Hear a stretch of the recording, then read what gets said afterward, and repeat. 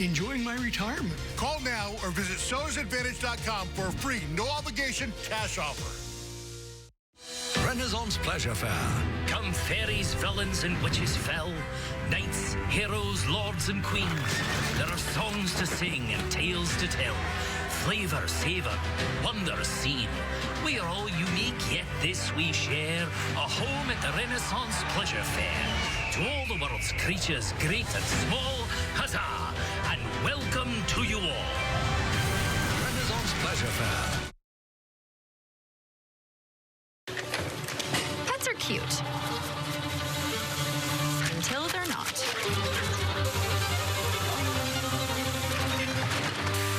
Forgive your best friend. It's not clean until it's Stanley Steamer Clean. Live in studio, Asian Naomi King from the new series Grosse Pointe Garden Society, plus a taste of the Talulu's Kitchen pop-up with Wanderlust Creamery. Tomorrow. Now at 7, tragedy on the Hudson. 6 people dead as a tourist helicopter breaks apart in midair and crashes into the frigid waters below. A surge in violence and crime forcing local leaders in Santa Monica to consider a beach curfew. We've got the latest on their plans. Then author and commentator Steve Hilton out with a new book, Cali Failure, his plan to restore the Golden State. Now on the news at 7.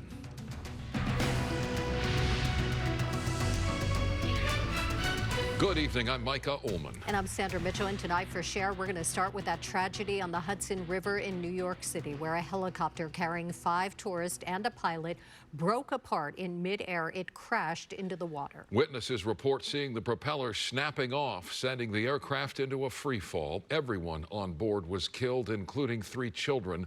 Witnesses heard a loud boom and a splash into the Hudson. Video captured by witnesses shows the moment the chopper fell out of the sky into the water near the Holland Tunnel. It appears the main rotor and the rotor blade detached, sending that Bell 206 helicopter into a free fall. The man who took this video describes what he saw. I just saw the plane started falling apart in midair, and then the tail came off, and then just flipped over in midair and started falling into the ground. Propeller still propelling without the plane helicopter as it was falling. And I got video of it flipping into the water. That helicopter was operating with the tour company New York Helicopters. On board, a family of tourists from Spain, 2 adults, 3 children, and the pilot. It took off from a downtown Manhattan heliport at 2:59 p.m. before crashing about 18 minutes later in the New York harbor. The deputy mayor spoke about the trauma the first responders experienced pulling those victims from the river. We were met by the first responders and they told us they did everything they can to try to save these victims. And you can see the trauma in their face. They did everything they can, and they wanted me to make sure that I made that public. They really tried their hardest. So. Multiple news outlets are reporting the victims have been identified. The president and CEO of Siemens in Spain, Agustin Escobar, his wife, and their 3 children died in the crash. The pilot has not yet been identified. Here at home in Griffith Park, LA City Fire first responders, along with park rangers, have rescued a male hiker who reportedly suffered a snake bite while on a remote section of the Toyon Trail. The hiker taken in fair condition to an LAFD helicopter en route to an area hospital stocked with antivenom. Tragedy in Kern County. 5 people confirmed dead after a house fire at a home near Edwards Air Force Base.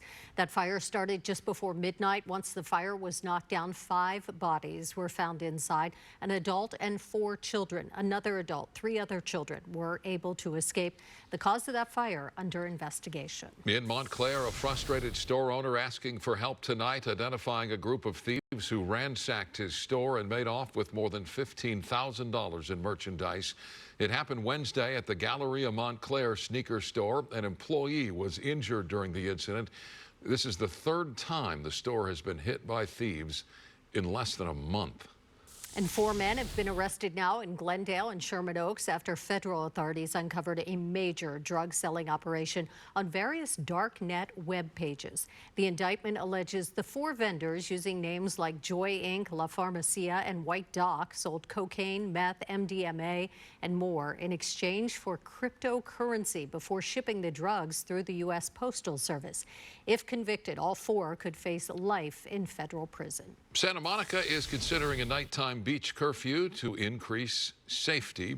The proposal comes following a recent surge in violence and crime on Santa Monica's beach during overnight hours.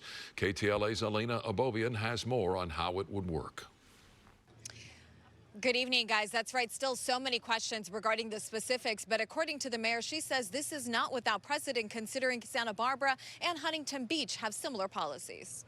For the avid early morning runner, this will not impact them. Santa Monica Mayor Lana Negretti clarifying an idea she's proposing, a nighttime curfew along the shoreline after a recent spat of violence has rekindled the debate about safety of the sand during overnight hours. I think it's great because nothing happens good after 12 o'clock. During Tuesday night's city council meeting, the mayor, along with several city council members, requested the city manager and city attorney to investigate the possibility of establishing nighttime restrictions with the Coastal Commission. For the mayor, the main issue is people sleeping on the sand and getting run over by maintenance workers who rake the sand in the early morning hours. In October of last year, a drunk driver doing donuts on the beach drove over a homeless woman sleeping. The mayor also noted the beach lacks proper lighting at night, and the Santa Monica Police Department can't patrol the entire beach.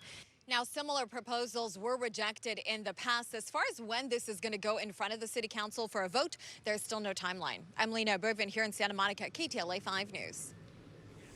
Local business leaders joined LA Mayor Karen Bass today to announce plans to rebuild the Palisades Recreation Center. It was destroyed in that January firestorm. The city pushed to prioritize debris removal at key public properties there in the Palisades, including the rec center.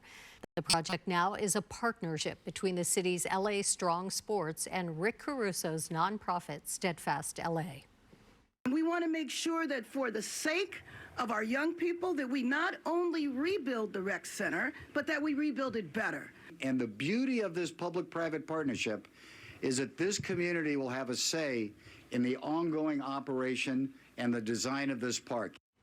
Along with the rec center, the new park will include sports fields, tennis and basketball courts, and a gym.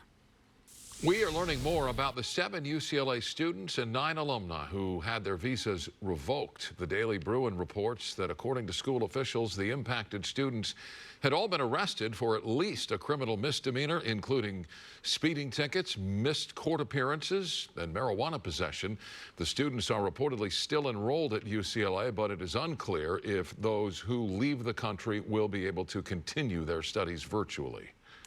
Federal agents have been denied entry at 2 LAUSD schools. It happened Monday. DHS agents reportedly attempted to enter Lillian Street and Russell elementary schools. They're in the Florence Graham neighborhood of South LA. The agents asked for 5 specific students, though their exact goal was not clear.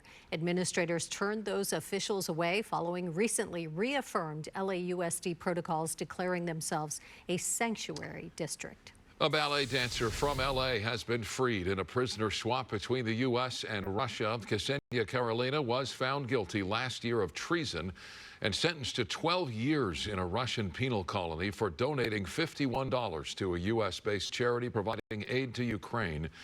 In exchange for her release, the U.S. freed a German-Russian citizen accused of exporting sensitive microelectronics.